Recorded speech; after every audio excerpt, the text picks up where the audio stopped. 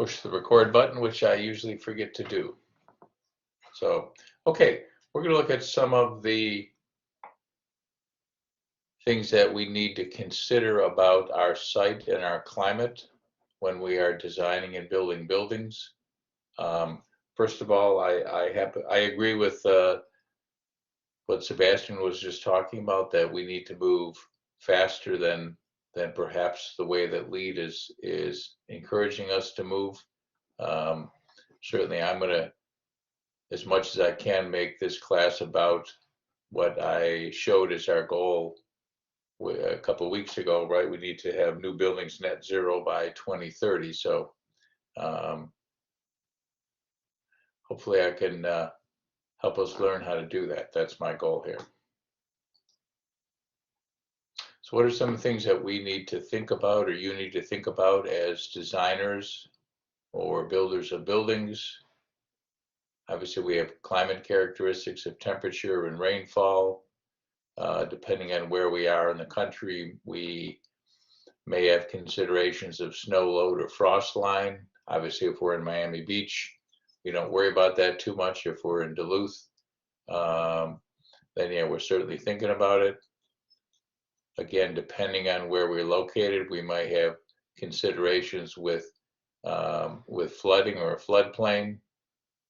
Again, depending on where we're located, we may have considerations about hurricanes and tornadoes, or earthquakes, seismic events, wildfires, sea level rise.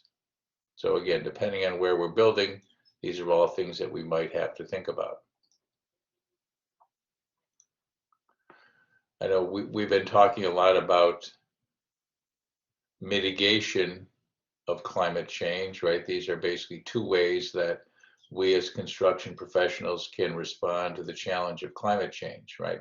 We've talked so far in this class, we've talked about mitigation. We've talked about addressing the root cause of global climate change, which is to reduce our greenhouse gas emissions, right? To make our buildings more energy efficient, right? To build smaller, to waste less materials, et cetera, right? That's generally called mitigation. The other things that we can do, and I think we should be doing, is what's called adaptation. Adaptation means that we have to anticipate the adverse effects of climate change and take action in our design and construction to try to prevent or minimize or mitigate the damage that they might cause. Right, so I'm saying that we really need to be doing both.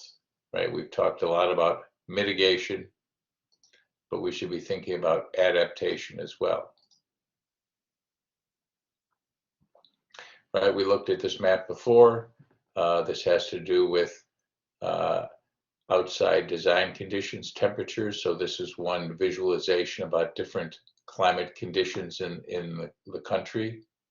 Right, again, in our building codes, the requirements for insulation and windows and skylights and doors, all those code requirements vary by climate zone. So again, the building you build in Duluth, way up here in North Minnesota, should be different than the building that you build in Miami Beach, right? If you're building the same building in both places, then you're missing the point.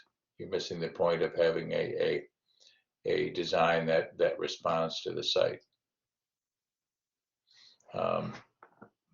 If you zero in on this map, climate zones are actually shown on a county by county basis. In the state of Illinois, it's pretty simple, right? We have two different climate zones. There are some states, Colorado you'll see, and California and some other states have more variation in climate zones. So again, if you're designing buildings, say in Colorado, you're going to pay a little more attention to what the climate characteristics are to make sure you're picking the right climate zone to meet your building code requirements. Right, we saw this table before when we looked at U values and R values.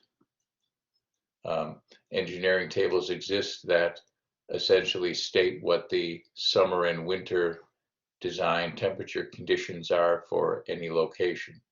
So again, you or your engineer or your HVAC contractor will use this information to size the heating and cooling equipment that you might need for your structure. Again, those of us who are gardeners, the same information can be temperature information. We can also visualize it in plant hardiness zones. Again, the general shape of the map and color on the map are very similar to our climate zones. And here's another view of that as well. Again, depending on, no matter where you're getting the information from, you as a designer or a construction professional need to be aware of the climate that you're building in. Right, here's information on rainfall. And I put some reminders here to keep in mind the notion of adaptation. Right, I have at the link in the bottom where I got the information from, and I said it may not be up to date given increases in storm intensity and rainfall driven by climate change, right? We've seen more severe rainfalls, more severe storm events, right? We had, I don't know how many dozen people lose their lives in Brooklyn and New Jersey because the rainfall came much quicker than buildings and systems and infrastructure have been designed for. Again, the notion of adaptation suggests that we should think about those worst case conditions and design accordingly. Again, snow load. If you're in a place that this is the consideration, you're likely aware of it, right? Again, if you're building in the Upper Peninsula of Michigan or some of these other places, Western New York, or coming this little bit of New York State, or maybe in the mountains of Colorado, right? You're going to make sure that you design according to the snow loads that your structure may be subjected to.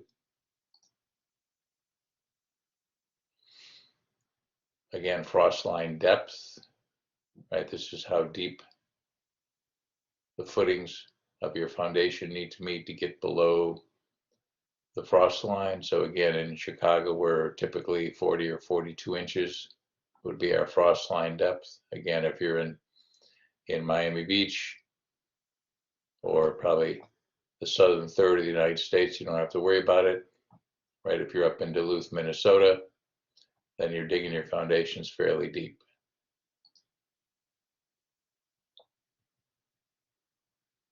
Again, depending on where you are located, you might have flooding considerations, right? If you're near a body of water, a river or a lake, or a wetland, right? You have to be aware of these things. And again, I made the point here, may not be up to date, right? The climate is changing faster than our ability to keep, for all these institutions and units of government to keep their data up to date. So we need to think about that and make the appropriate accommodations in our designs. Or again, this happens to be the FEMA flood zone map for Triton College, right? Here's the Triton main campus. Here's the football field over across Fifth Avenue. And again, we are in the floodplain of the Des Plaines River that's running on the other side of First Avenue there. So again, if we were building in this area, we have to be aware of the fact that we could have flooding under certain conditions.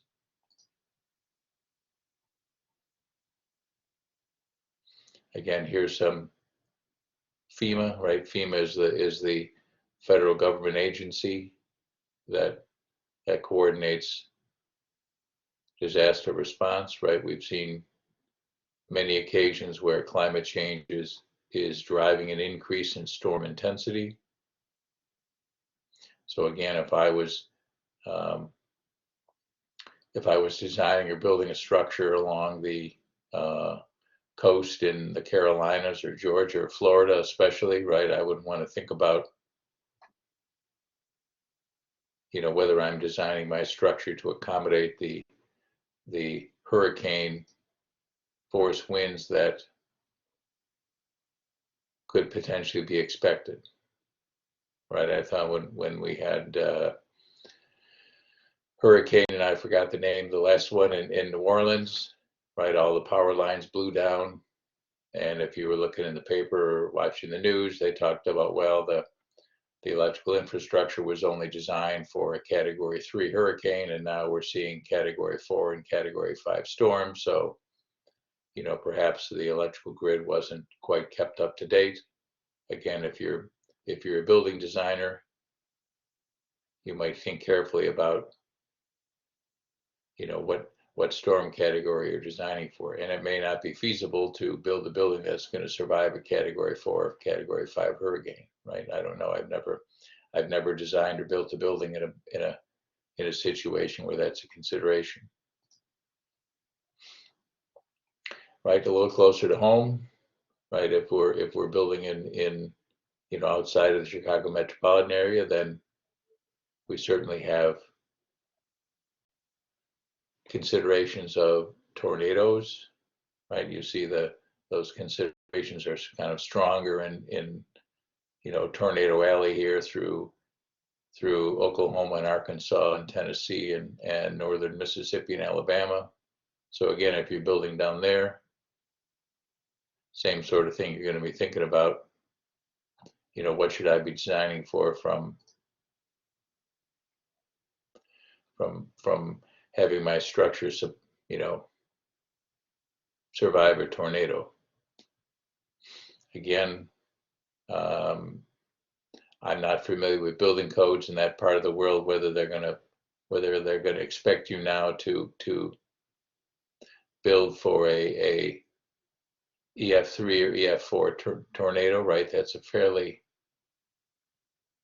substantial amount of wind and probably difficult to construct a structure that's going to survive. I do remember that in my last job, my company, I worked for a bank, we were building data centers. So we built our data centers to survive a Category or an EF4 tornado, but people building houses may or may not do that. May or may not do that. They may not be able to afford to do that. But the point is again, you as designers need to be thinking about these things as a means of adapting to climate change. Climate change is not having an impact on earthquakes, right? Earthquakes are not being made stronger or weaker because of seismic activity. But again, depending on the part of the country you're building in, you may have those considerations, right? I see Puerto Rico here as being a area of very high seismic intensity. Obviously, California, right? It's always a little surprising when I show this map to students that they have to think about earthquakes if you're building in southern Illinois or in the area around St. Louis, right? We don't think about that, but that's the New Madrid Fault. So again, if you're building a structure in southern Illinois, then you should be thinking about seismic considerations.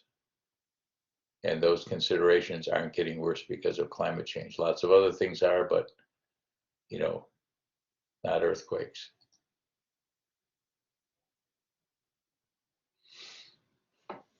Again, wildfire, not something that we worry about here in Cook County, Illinois, but you know, what we've seen the last couple of years in California and Oregon and Colorado, right? If I was designing and building a house on the West Coast, I would certainly think about this.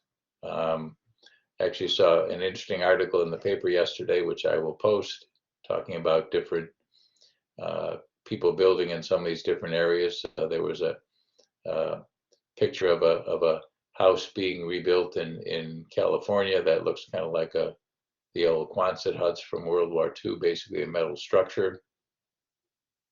So again, people are building back in ways that demonstrate adaptation to potential impacts of climate change. Again, climate change equals an increase in wildfires. Not a consideration for us in Illinois, definitely a consideration if you're building on the West Coast.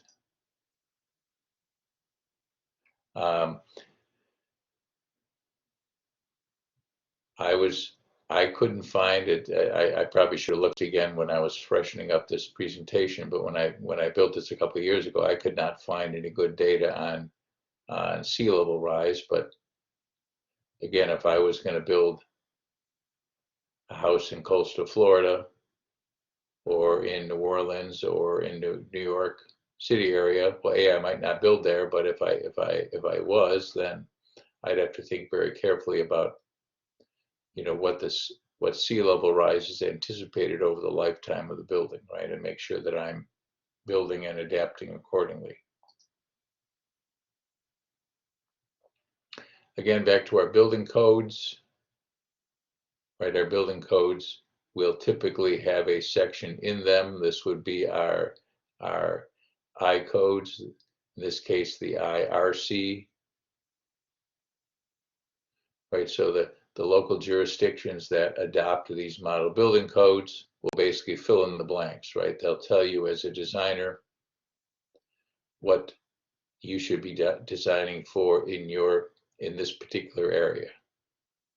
So again, the model code doesn't tell you what the snow load is, or the wind speed, or seismic, or frost line depth, right? Because that, as we just saw, that's going to vary across the country. But the code sets up what those criteria are, right? That the local jurisdiction should be telling us, right? So in Oak Park's adoption of the IRC, or the International Residential Code, Oak Park is filling in some of that information in the table and telling you as a designer who wants to design and build an Oak Park, what are the climatic and geographic design criteria that we should be accounting for, right? We have snow load and ground snow load, that's 30 PSF, pounds per square foot. So that would be the weight, the static load that your roof or other structure needs to be able to be designed for to carry snow. So we see snow load, wind speed, seismic, frost line depth, design temperature. So again, if you're curious, I should probably go and find one of these tables for a county or a jurisdiction in Florida and see what they look like. So, but again, the building code will tell you what the criteria are. And again, remember that building codes give you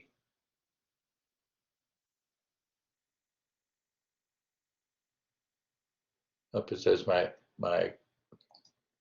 going to turn my video off here if you don't mind. I seem to be having Blackboard problems. Again, recall that the building code is minimum criteria, right? Building codes are the minimum that you have to build for. And again, I'm suggesting as a prudent designer, keeping adaptation to climate change in mind, we might want to go beyond what the building code is telling us to do, right? Here's our young woman staring up at the bar, right? The bar sets the minimum requirements. Adaptation to climate change means we may choose to build better, right? We're not necessarily building back better like Joe Biden is, but what I'm suggesting that as thoughtful designers and construction professionals, we should consider the world that we are building in, and not only make our buildings as efficient as possible, make them net zero if we can, right? That's mitigation, but also adaptation, designing them such that they are likely to survive some of the curveballs that the climate will throw at us here in the coming years. Any questions?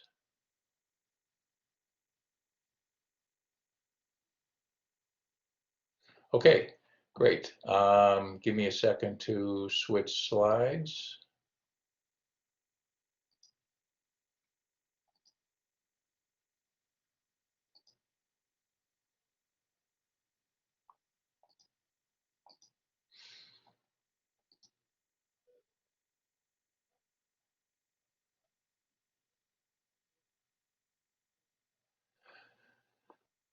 Okay, well, we are still generally in the lead credit category of energy and atmosphere.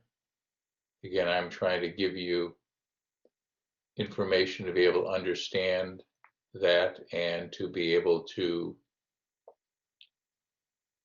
mitigate climate change by designing and building buildings with the goal of net zero by 2030. So one of the things that we have to understand to be able to do that is the impact that the sun, solar, can have on our building design. Right, if you remember our presentation at Cernan, way back when, seems like a long time ago, we tried our best in the planetarium to show you how the sun moves across the sky. We've been working on this for a couple of years now and haven't quite gotten it right yet, but we're getting there. Right, remember Chris from the planetarium had the Earth tilted, had her little ball tilted at 23 degrees to show you the tilt of the Earth on its axis and why we have seasons. But again, the sun moves across the sky in predictable patterns, both on a daily and a seasonal basis, right? And this is, this is in the northern hemisphere. So we always have to remember if we are so lucky as to get the opportunity to design and build in, say, Australia or New Zealand or Africa or someplace south of the equator, then we got to turn our thinking around to make sure that we're orienting our buildings in the correct direction, right? But the sun moves across the sky in predictable patterns, right? Both daily and seasonally. So again, the sun traces an arc across the sky much lower in the winter solstice than it does. Actually, we're coming up here pretty soon on the shortest day of the year, right? Winter solstice, December 21st or so. Summer solstice and the equinox is long gone, right? So now it's getting dark pretty early. Right, but these patterns aren't new knowledge, right? We as human beings have been aware of this for many thousands of years, right? Our ancestors, the humans that walked this earth before we did, they built buildings using this knowledge, right? This is the ruins of Stonehenge in England, right? 3100 BCE. Ancient AI could easily be aliens, James. I have no idea whether it's humans or aliens. I look at some of these things, these stones or the big monoliths on Easter Island, and it's like, okay, how did humans, right? This is 3100 BCE, before the Common Era. So, almost 5,000 years ago, how did human beings figure out how to do all this stuff? I don't know. You're right. Could be aliens. Who knows? Right. Again, stones are aligned such that, at a certain time of the year, in this case, perhaps on the solstice or on the equinox, right, the sun would rise and it would, come right through those stones, and the priest or whoever the person was who was conducting the religious ceremony, or the alien, right, could wow and amaze their audience by making the sun behave in a way. But again, the reality is that humans were observing this stuff and they understood how things worked. Right? This is, I think, one of the coolest places that I've ever visited. This is Mesa Verde down in southwestern Colorado. Right, again, these are the cliff dwellings. So again, the Anastasi, the ancient ones who built this, they understood the difference between the sun in the wintertime and the sun in the summertime, and built accordingly. Right, sorry, I got two slides that are fairly simple, or very similar, right? We obviously, I want to say we've kind of started thinking about or rediscovering this, right? This is Frank Lloyd Wright, I think the second Jacobs House. I think this one is in Palo Alto, California, but again, overhangs and shading and orientation such that the building responds appropriately to the movement of the sun, both daily and seasonally. Right, so what are some of the things that you as an architect or designer can do? You have site selection. You may get to choose where you build your building, or you may get to choose if you're so lucky as to be granted a large site on which to build, you may get to choose where to locate that structure on the plot of land or on the site. Right, so what are some of the things that you have available to you as a designer? You can decide the shape and form of your building, how the building is oriented in relation to the sun and the prevailing winds, right? Make sure you know whether you're in the northern hemisphere or the southern hemisphere, right? We don't want our building pointed in the wrong direction.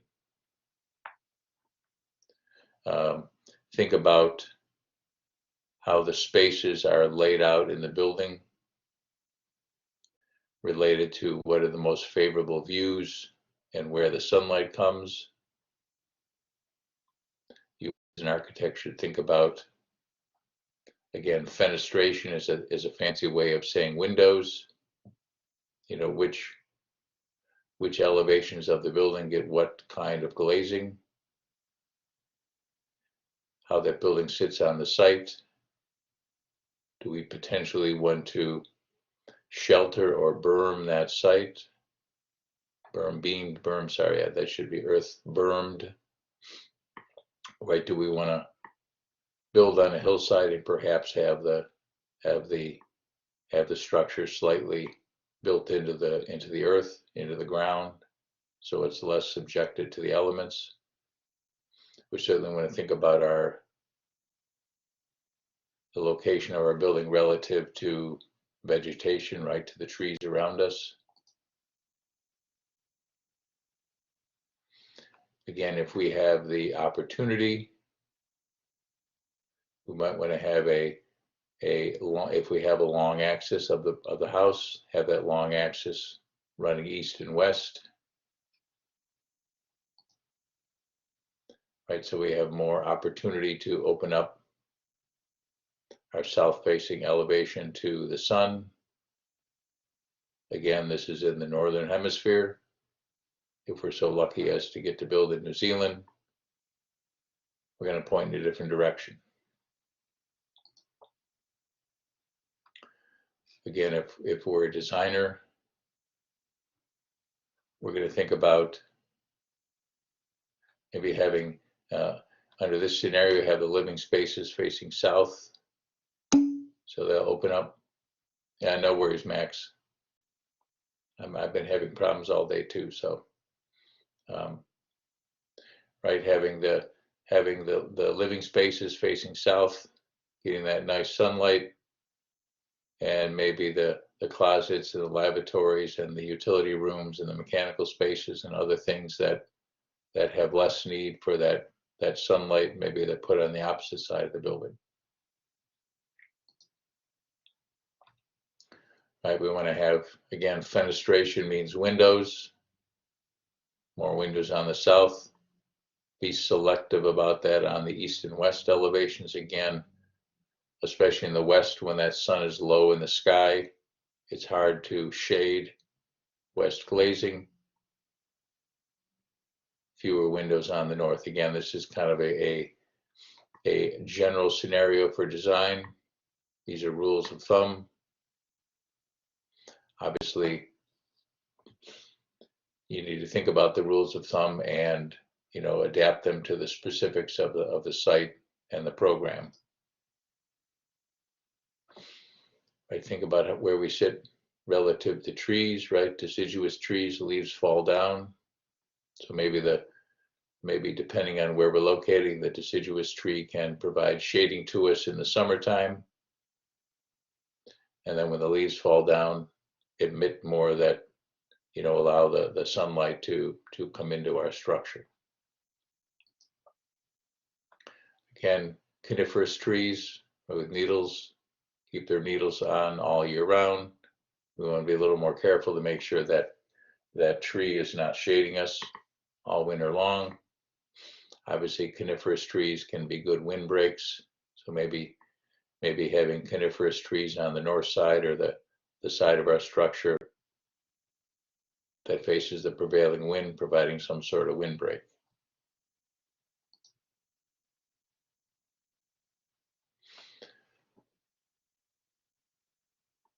Passive solar means that we have designed these elements into our structure, and all these elements will hopefully function together without the need for, or with minimal need for, pumps or fans or things of that nature, right? So I like this particular slide here, 5 elements of passive solar design. So we have an aperture, right, or a window or glazing. We have control, right? We have an overhang or some building element that's shading that aperture. We have thermal mass, and we have some means of distributing that heat that's coming in the window, right? So this would be passive solar heating in a temperate climate. So again, if you're in Tucson, Arizona, you might do something different than this. If you're in Duluth, you might do something different than this. These are guidelines, right? So I say rules of thumb, right? So the rule of thumb for passive design is that we want to allow that winter sun to come in, to shine in through our windows, through our aperture, through our fenestration, have some thermal mass that can store some of that heat to prevent the building from having large temperature swings during the daytime, and then hopefully give up or release some of that stored heat out of the mass at night when the sun goes down. Again, these are rules of thumb. Right, same thing in the summertime. Sun is higher in the sky. Our overhang or our shading is keeping that sun from directly shining in the windows, but it's still warm. So again, our thermal mass will tend to absorb heat, keep the house a little bit cooler in the summertime, during the daytime, and then at night, if we're so lucky to live in a climate that cools down, we can flush the house out with some cool evening air, right? Sometimes, we don't always get to do that here in Chicago, right? We get muggy, miserable summer nights that don't cool down very much. Again, depends on your climate, depends on where you're building. Right. Again, these are rules of thumb, right? Our building mass is absorbing heat in the daytime and allowing us to flush that heat out at night.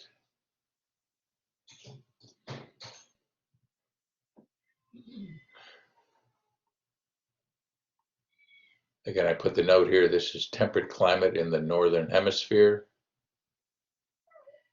I actually, years ago when I taught this class, I tried to have students, I had an exercise or homework assignment where we do the math and figure out how big that overhang had to be, and it generally turned out to be painful because we have to look up trigonometric functions and that sort of thing. But suffice to say,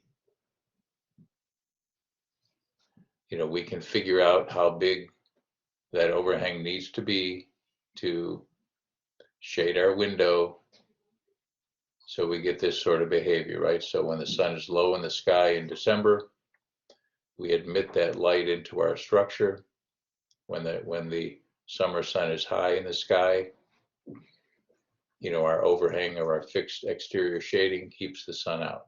Again, these are all things that are things that we can do as designers to make our designs more responsive. Right, so what do I think is kind of currently the best practice? Right, best practice, I should probably put, how do we drive toward net zero? I like the Passive House building standard. So the Passive House standard talks about high levels of insulation, high performance windows, being freakish about details, airtight construction.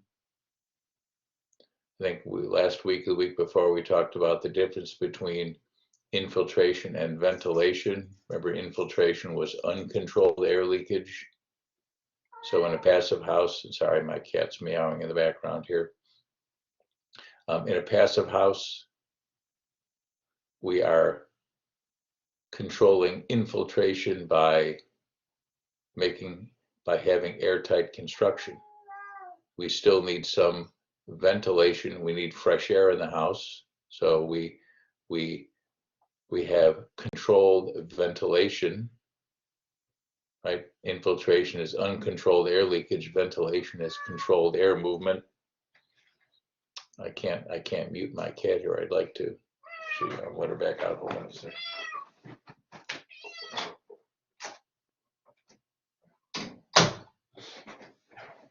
Sorry about that. I'll have my wife deal with the cat now.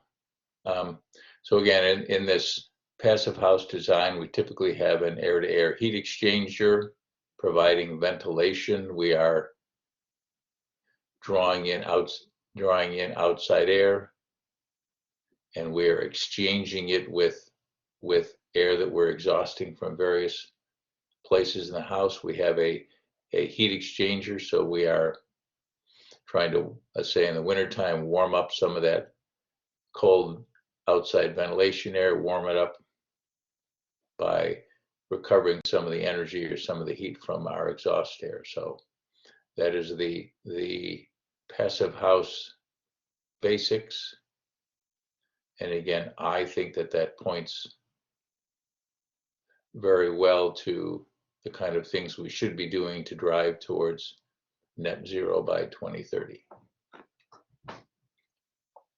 Okay, any questions? Well, I happen to have, things are moving along faster than I had expected, so, which isn't the worst thing in the world. So I have one other, if my Blackboard cooperates here.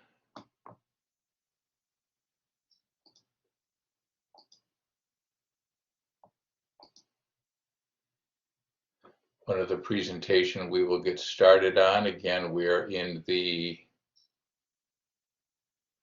world of LEED credit category, energy and atmosphere. So again, looking at ways to make buildings more energy efficient. Certainly if we are doing design or construction for commercial buildings, we need to pay attention to lighting, right? In a commercial building, the energy consumption for lighting will be fairly substantial, something we need to really pay attention to. It's less of a consideration in residential design, but it's certainly something that's there that we as construction professionals need to do everything we can to reduce consumption. So let's get started on this. Sorry, I have my video off here because my bandwidth is somehow getting chewed up by something else. So let me get through part of this and okay. We have some definitions in the world of lighting that you need to be aware of. Again, as an architect or designer, you're going to be specifying things. You're going to be saying the light sources shall be this, or the light fixture shall be this or that, right? So as a designer, you need to be aware of, at least generally, how you're going to specify lighting. Or you need to have a good lighting designer or a good electrical engineer on your team who's got your back and is going to make sure that you do a good job in your specification. So when we're talking about lighting output is measured in lumens. Electrical power input is in watts. And when we put those two things together, we have what's called efficacy, or we can think about as the efficiency of a light source. So the efficacy of lighting is talked about in lumens per watt. In other words, how much output do we get for each unit of input? And as we see, lumens per watt is something easy for us as Americans to think about because bigger is better, right? More output for each unit of input is better. When we are designing a lighting system, we have to think about foot candles, right? Foot candles is the amount of light that our lighting source or our lighting system provides onto the task. Again, in residential design, you aren't necessarily going to be doing detailed analysis of lighting levels, but certainly if you're involved in commercial design, if you're designing lighting in an office building, for instance, the office building lighting will be an engineered system, right? Someone will have to figure out how many light fixtures of what size go where to make sure that we get the amount of illuminance, the amount of foot candles that we want on the work surface.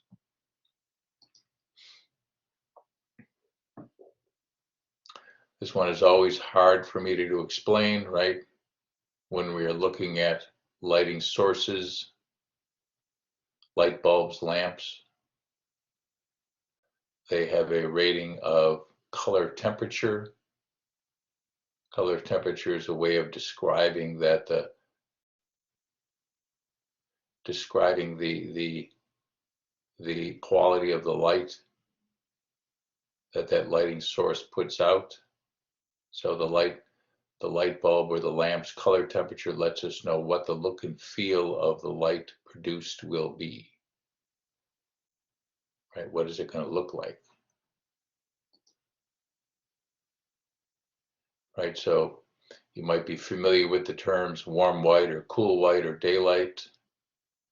Right? So this table kind of shows what those are. We have color temperatures in degrees Kelvin and how those correspond to, kind of the subjective characteristics. For the most part, the light sources that we use in residential will typically be 2700 Kelvin, right? 2700 Kelvin is a warm white. If you're in commercial lighting design, you're probably going to be out in a cooler environment, right? Maybe 4100 K was always what I used when I was doing lighting retrofits and lighting fixtures. I think the key is to know what's what and not to mix color temperatures in the same room, or if you are, to be aware of what you are doing. Again, I'm kind of a geek, but it always jumps out at me when I walk into a house and I see that the color temperatures have been mixed in the same room. So you have some warm white, some 2700K and some 35s and some 41s all mixed together. And it just looks goofy, right? I finally gotten my wife to pick that out. So she sees that stuff too. Right, the other thing we need to be aware of, especially if we are designing or specifying lights for a commercial environment, is what's called the CRI, or the Color Rendering Index. Right, this, as it says here, measures the ability of a lighting source to accurately render all frequencies of its color spectrum, right? How accurate can you see colors under that light source?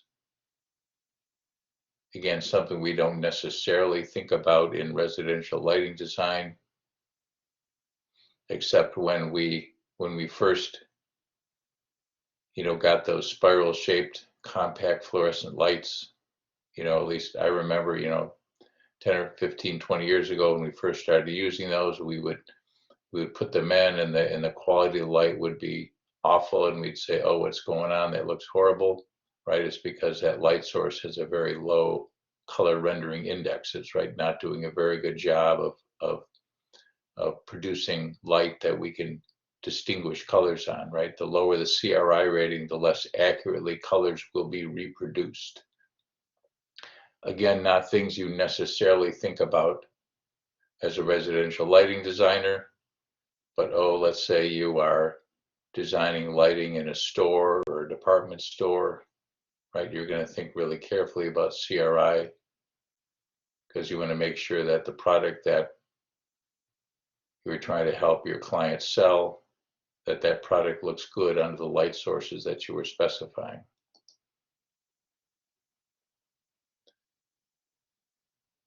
Right, so again, a light source with a good or a high CRI helps you distinguish colors better than under a lighting source that has a poor CRI. So again, if I was a retail merchant and had some high-end products that I wanted to make look really great, I would make sure my architect or my lighting designer was really thinking carefully about the type and the CRI of the lighting sources. Right, so what are some of the lighting sources that we might have available to us?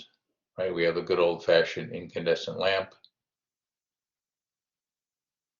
Right, this technology was invented at the end of the 19th century, right? Thomas Edison, 1880s, 1890s, right? Been around for a long time, tried and true. Right, we have a filament inside a sealed glass envelope. We pass current through it. That filament glows, produces light.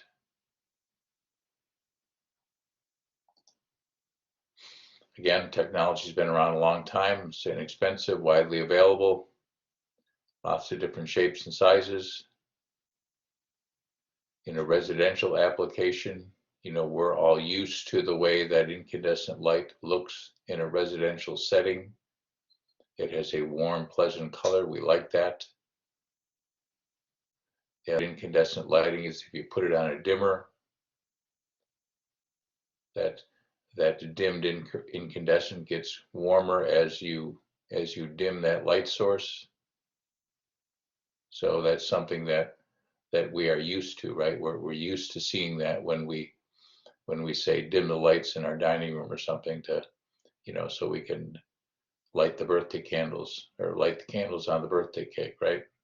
That's how we're used to seeing things happen. What are some of the cons, right? Relatively low efficiency or efficacy compared to what's in the market now. Relatively short lifetime, again, compared to what's in the market now.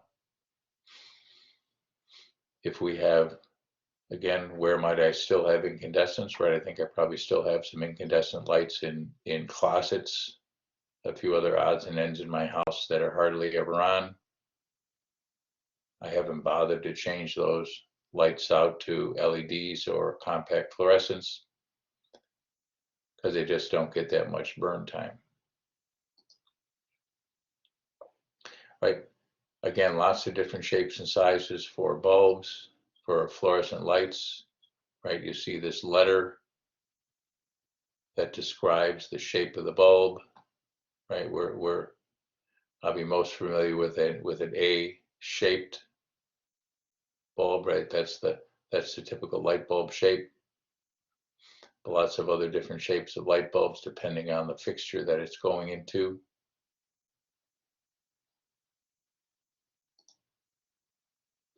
We also describe the bulb by its diameter.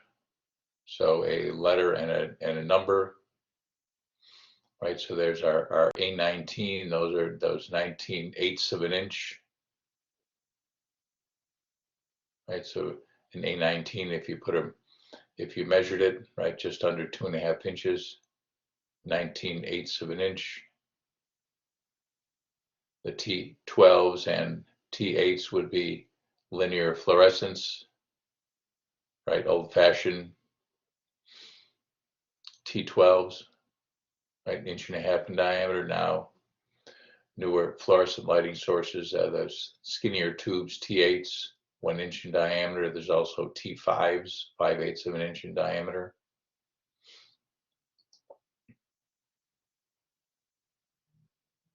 Right, just like the information on the side of our package of corn flakes or other food products, right? We have the government has us put these labels on lighting products to help us make comparisons, right? So this is a 60-watt A19 incandescent, right? 60 watts is the energy input. A19 is the bulb shape and size, right? We have color temperature, so 2700 K, warm white, mean life, right? Doesn't mean that that particular light bulb will last 1100 hours. It means that if you had 100 light bulbs, that would be the average lifetime of that population of light bulbs. And efficacy, lumens per watt, LPW. Divide light output by energy input, we have 13.7 lumens per watt. So we'll see how that compares as we look at different lighting sources. Okay, halogen lamp, another lighting technology, generally similar to the way an incandescent light works. We're heating a filament. The major difference is that we put some kind of gas inside that enclosure to change the characteristics, right? The halogen, this results in retardation of filament evaporation. I probably should have found a better way of saying it, right? The filament wears out slower in a halogen lamp, so it has a little bit better lifetime. Right, some examples of halogen lamps, right?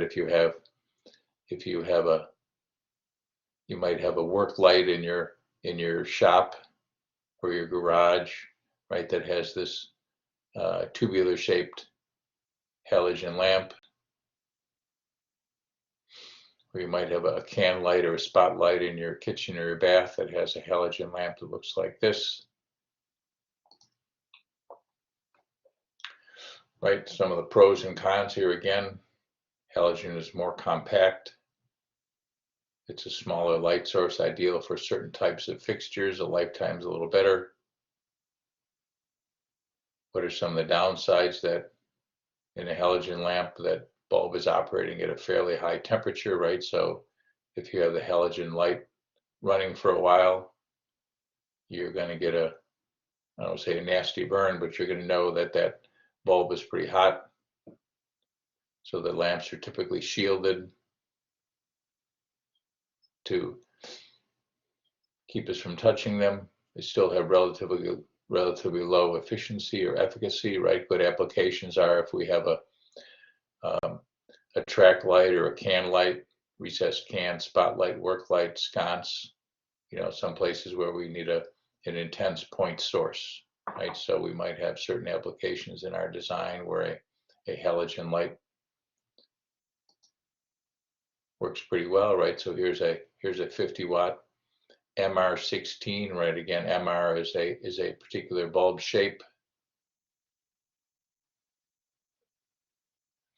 right? So so we have the color temperature, the mean life, and in this case, the efficacy is pretty poor, right? So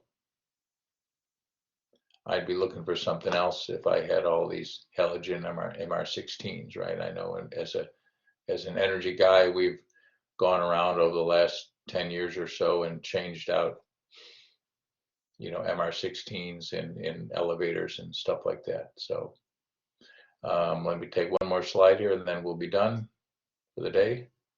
Right, here's a 75-watt T3. So this might be the halogen lamp that you have in your little spotlight in your shop. Right, so again, it's still 3000 Kelvin, a fairly warm light source, but still fairly poor efficacy. Okay, well, we're partway through. We will pick this up again, and I'm actually gonna write down this time. Actually, I'm gonna stop the recording.